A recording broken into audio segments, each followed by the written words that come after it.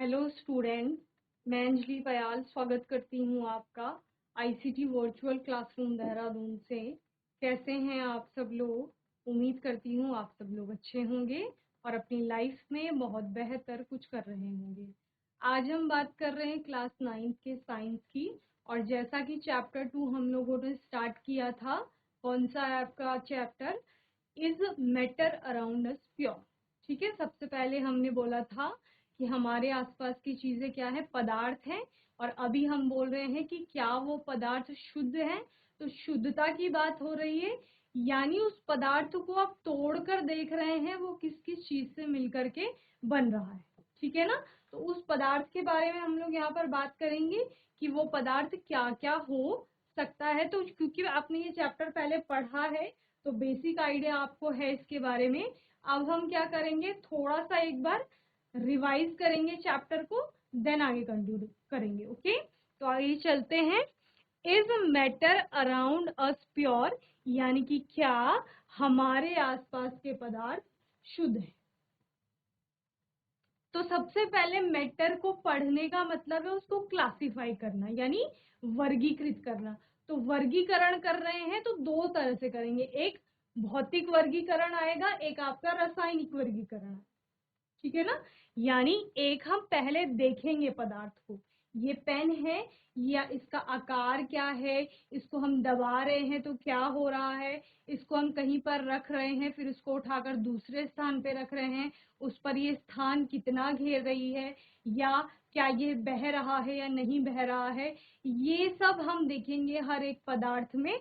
और उन गुणों के आधार पर हम उनको क्या बोलेंगे, इसके भौतिक गुण बोलेंगे। और भौतिक गुण बदलेंगे, बदलने में क्या हम देखते हैं, उसकी अलग अलग अवस्थाएं देखते हैं, यानी वहां पर उसका क्या हो रहा है, वर्गीकरण हो रहा है। ठीक है, फिर क्या करेंगे, उन पदार्थों को तोड़कर देखेंगे, या उन पदार्थों में तोड़कर देखने का मतलब क्या है, तोड़ना वैसे तोड़ना नहीं, यानी उसके अंदर हम देखेंगे कि क्या किस चीज से मिलकर के वो बन रहा है। तो उस आधार पर भी फिर वो हमारी केमिकल क्लासिफिकेशन होगी, यानी रासायनिक वर्गीकरण। तो सबसे पहले हमने क्या किया, जो हमारा पदार्थ है उसका भौतिक वर्गीकरण देखा। तो भौतिक वर्गीकरण क्या कहता है कि पदार्थ की 3 भौतिक अवस्थाएं होती हैं। जब हमने उसके गुण देखे तो गुणों के आधार पर पदार्थ ने कहा कि मेरी 3 मुख्य भौतिक अवस्थाएं होंगी, जो कि आप पहले भी पढ़ चुके हैं। वो कौन कौन सी होती हैं? सॉलिड, लिक्विड और गैस, यानी ठोस, द्रव और गैस। 3 अवस्थाएं हम पदार्थ की देखते हैं। और बाद में अब हायर क्लासेस में आप क्या पढ़ते हैं कि ठोस भी 2 प्रकार के होते हैं, एक क्रिस्टलाइन होते हैं और दूसरा आपके क्या होते हैं, अमॉर्फस होते हैं। ठीक है ना?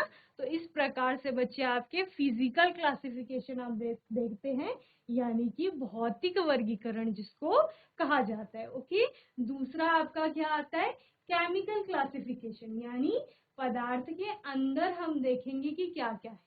तो पदार्थ में क्या हो सकता है, एक तो शुद्ध पदार्थ हो सकता है, जो आपका शुद्धता की बात करते हैं, यानी सेम चीज जब होगी। जब आप शुद्ध पदार्थ बोलते हो, यानी पदार्थ में जो शुद्ध पदार्थ, अगर पानी है अगर, तो सिर्फ उसमें पानी ही पानी होता है, तब आप उसको शुद्ध बोल रहे हो। उसमें आपने सपोज कोई और चीज मिला दी, तब आप शुद्ध नहीं बोलेंगे। सपोज आपने थोड़ी मिट्टी डाल दी उसमें, या फिर आपने दूध डाल दिया, तब आप उसको शुद्ध नहीं बोलते, तब वो क्या हो जाता है, तब वो मिक्सचर हो जाता है। तो एक आपका आएगा केमिकल, जो पदार्थ है वो प्योर सब्सटेंस आएगा, शुद्ध पदार्थ। और दूसरा क्या आएगा आपका, मिक्सचर आएगा, यानी मिश्रण। जब उसमें एक प्रकार के कण नहीं रहे, बल्कि उस एक प्रकार के कण में आपका दूसरा कण भी आ गया, समझ रहे हैं, तब वो क्या हो गया, मिक्सचर हो गया।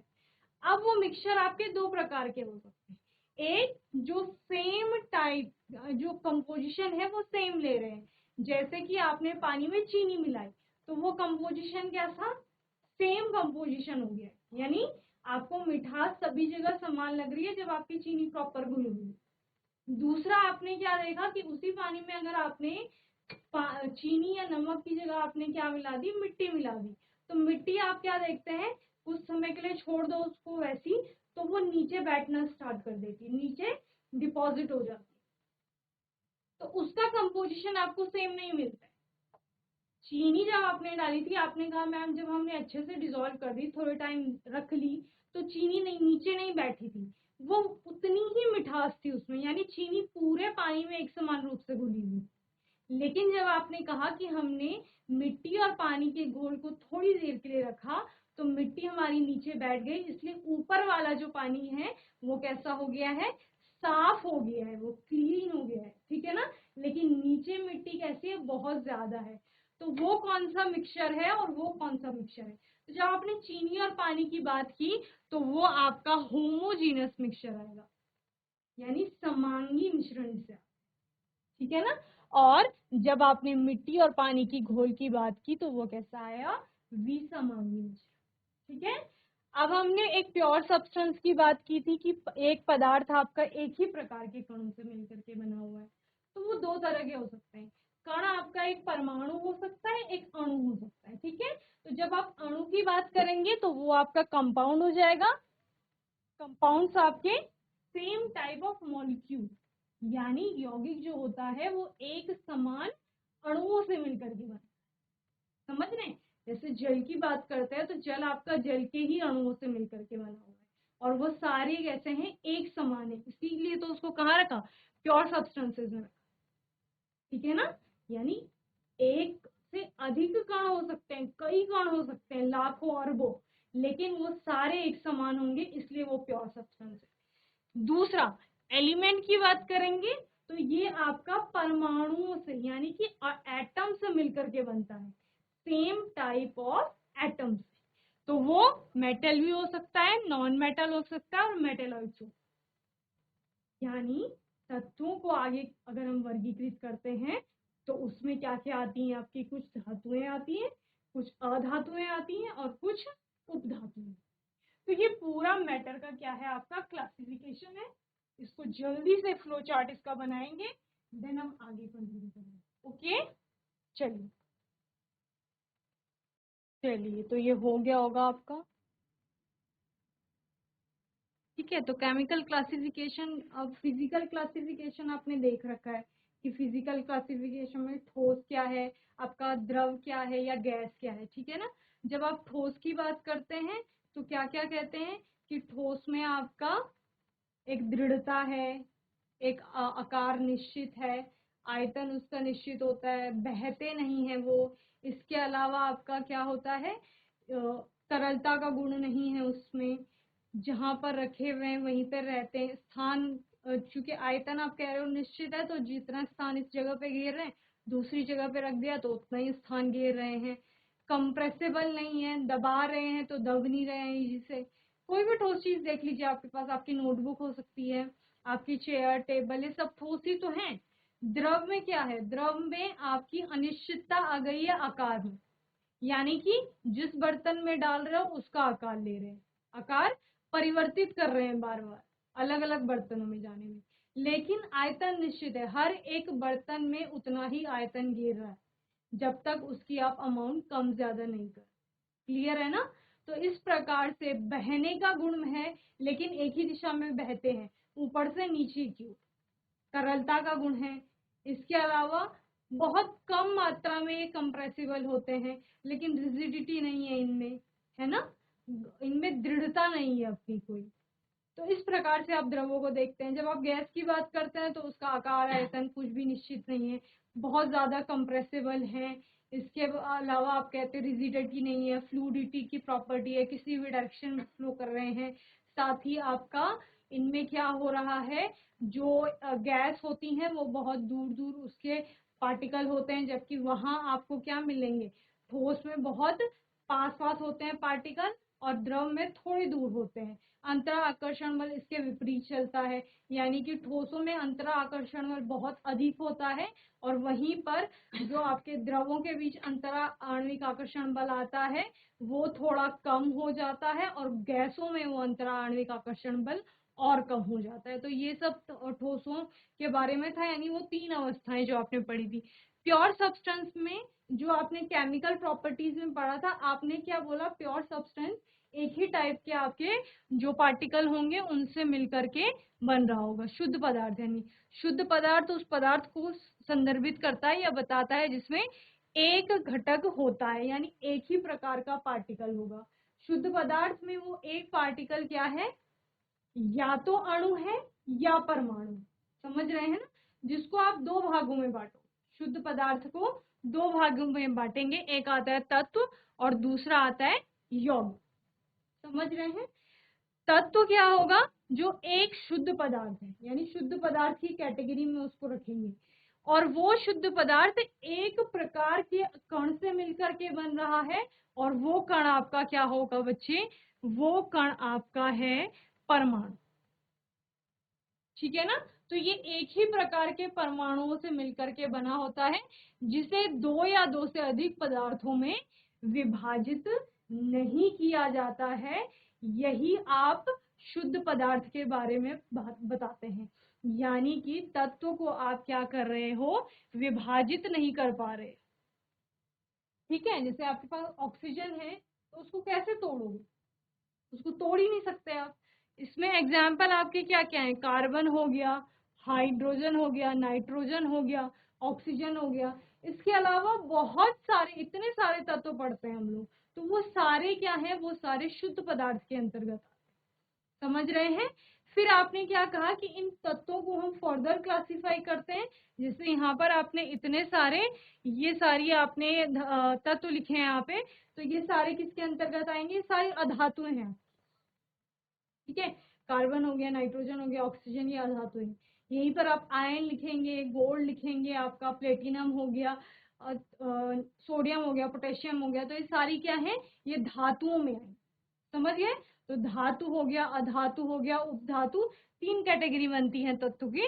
साथ ही दूसरा है आपका यौगिक, ये भी शुद्ध पदार्थ में आएगा, लेकिन इसके जो कण हैं वो अब अणु होंगे। ये दो या दो से अधिक पदार्थों से मिलकर के बनता है, और वो बेसिकली पदार्थ में कि क्या होंगे, आपस में जुड़ करके अणु जो होंगे, परमाणु जो होंगे वो अणु बनाएंगे। जैसे कि HCl लिखा है, तो HCl में आपके दो तत्व हैं, या आप क्या बोल सकते हो, दो प्रकार के क्या है, परमाणु, अलग अलग तत्व, और दो प्रकार के अलग अलग तत्वों के परमाणु मिलकर के एक अणु बना रहे हैं।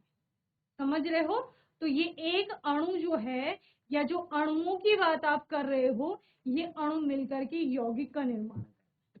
समझ रहे हैं, जैसे HCl है या NH3 है, ये यौगिक है अपने आप। ठीक है, और ये यौगिक किससे मिलकर के बन रहा है, इस NH3 के अणु से मिलकर के बन रहा है। क्लियर, HCl यौगिक HCl के अणु से मिलकर के बन रहा है। NaCl जो है आपका, वो NaCl के अणु से मिलकर के बन रहा है। H2O है, वो H2O के अणु से मिलकर के बन रहा है। तो जो अणु है एक यौगिक के लिए, वो समान है, इसीलिए वो क्या है, शुद्ध पदार्थ है। क्लियर, तो यौगिक वह शुद्ध पदार्थ है जो दो या दो से अधिक पदार्थों के द्रव्यमान के निश्चित अनुपात से मिलकर बन रहा है, या फिर यहाँ पर हम क्या लिख सकते हैं,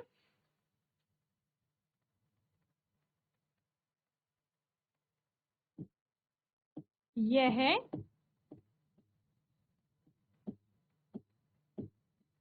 एक ही प्रकार के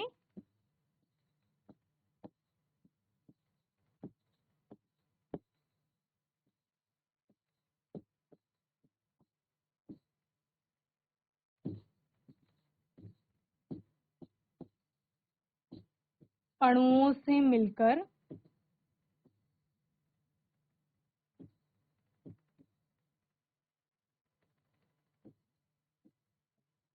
बनता है। ओके, और यौगिक भी आपके बाद में दो प्रकार के आते हैं, एक अकार्बनिक आएंगे और एक आपका कार्बनिक आएंगे। क्लियर है, तो इतना आप जल्दी से नोट करेंगे, फिर हम आगे पढ़ेंगे इसमें। ओके, चलिए जल्दी से नोट करेंगे।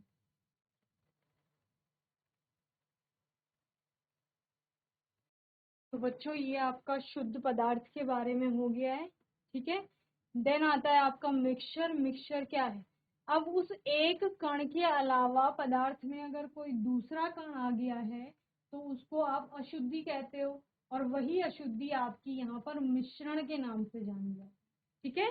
तो जब भी एक मिश्रण वो है जो दो या दो से अधिक पदार्थों का एक संयोजन है जो कि रासायनिक रूप से संयुक्त नहीं हुआ। समझ रहे हो ना, रासायनिक रूप से संयुक्त नहीं हो रहा है यानी अलग अलग है, वैसे तो उनका अपना ही अलग अलग जो प्रॉपर्टीज है वो उस मिश्रण में भी दिखाई देंगी। जैसे आपके पास सिंपल पानी था, एक प्रकार का शुद्ध पदार्थ था, चीनी था, सिर्फ चीनी चीनी के कण थे उसमें, तो एक प्रकार का शुद्ध पदार्थ था। दोनों शुद्ध पदार्थ आपने मिला लिए, यानी आपने पानी में चीनी को अच्छे से घोल लिया। जब आपने अलग अलग बात की तो पानी का कुछ अपना टेस्ट था, चीनी का अपना टेस्ट था, लेकिन जब आपने दोनों को मिला दिया तो ऐसा नहीं हुआ कि कोई तीसरे प्रकार का टेस्ट बना, बल्कि जब आपने उस चीनी और पानी के घोल को टेस्ट किया तो उसमें चीनी की मिठास भी थी और पानी को का जो अपनी प्रॉपर्टी है वो भी वहां पे विद्यमान थी।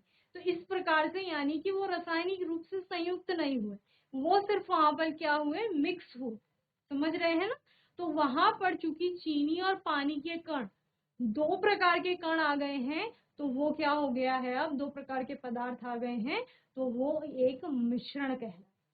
ठीक है ना। तो ये मिश्रण हो गया है। मिश्रण कितने प्रकार के, दो प्रकार के, एक समांगी मिश्रण, दूसरा विषमांगी मिश्रण। मैंने क्या बोला, समांगी मिश्रण क्या है आपका, जैसे चीनी और पानी का घोल,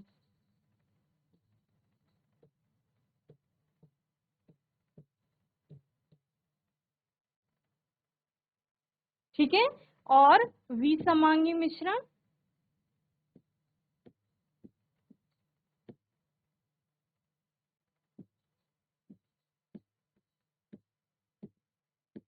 रेत और पानी का। क्लियर। तो दोनों में डिफरेंस क्या है, डिफरेंस यही है कि जब आपने क्या किया, ये चीनी है, सपोज ये आपका एक बीकर लिया आपने, इसमें आपने पानी लिया और जब आपने इसमें क्या की, चीनी ऐड की, तो चीनी आपकी समान रूप से घुल गई।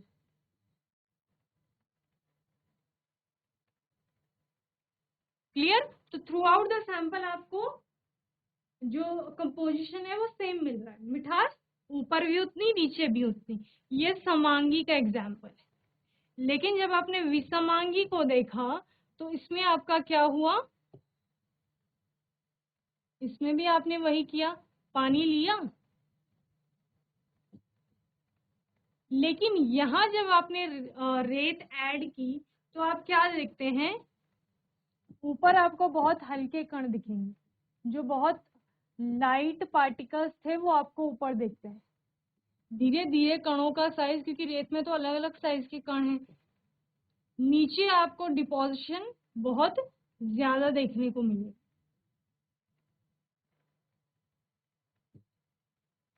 समझ रहे हैं। तो यहाँ कंपोजिशन सेम नहीं है। यहाँ क्या हो रहा है, जैसे जैसे आप सोल्यूशन में नीचे की ओर जाते हैं तो आपको वहां पर कॉन्सेंट्रेशन ज्यादा दिखता है, यानी रेत की मात्रा वहां पर आपको ज्यादा दिख रही। ठीक है ना। तो इस प्रकार से आपने आज पदार्थ के बारे में पढ़ा। क्या क्या पढ़ा, एक तो उसकी जनरल क्लासिफिकेशन देखी, ये सब बेसिक आइडिया है पदार्थ के बारे में। फिर आपने केमिकल क्लासिफिकेशन में शुद्ध पदार्थ को पढ़ा, जिसमें आपने तत्व और यौगिक को अच्छे से समझा। मिश्रण को हमने थोड़ा सा यहाँ पर समझा, जिसको आप अशुद्ध पदार्थ भी कहते हैं। तो इस प्रकार से आप यहाँ तक अच्छे से चैप्टर को तैयार कर लेंगे। आने वाले सेशन में हम एक नए टॉपिक के बारे में बात करेंगे, और तब तक के लिए आईसीटी वर्चुअल क्लासरूम से जुड़ने के लिए धन्यवाद।